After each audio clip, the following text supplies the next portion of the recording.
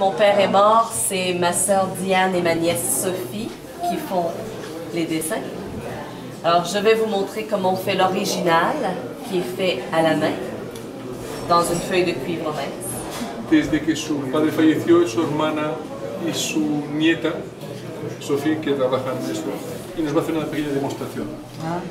Alors on travaille sur quelque chose de souple. Algo blando para trabajar. Et avec un outil pointu, on grave le dessin. Con algo puntiagudo se hace un primer dibujo.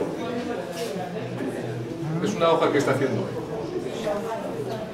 Ça devient le devant du morceau. Es la parte delantera del trozo. On le tourne pour se mettre à travailler à l'envers. Luego trabaja en la parte trasera.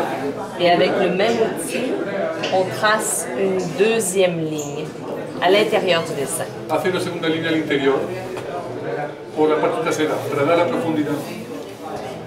Ça va créer le relief. Así da un relieve.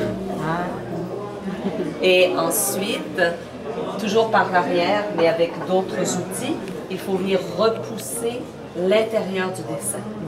Y después, siempre por detrás, va a empujar el interior del dibujo.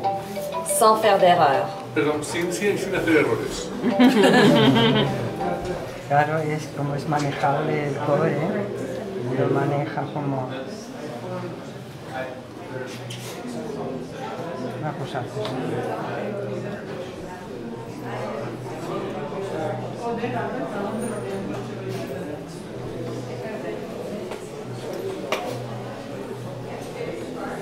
Et il y a des objets que l'on fait qui sont très repoussés. Parce que ça, c'est une feuille.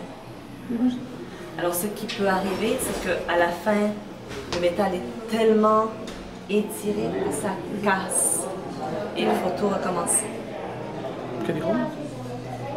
Que eso es de una sola hoja de cobre y que lo empujas un montón pero no se puede romper. Ça commence à prendre forme. Mira cómo ha hecho. Alors, quand on a terminé, on met un vernis, une laque, pour pas que ça ternisse. Et on peut également mettre de la couleur de l'émail, esmalte,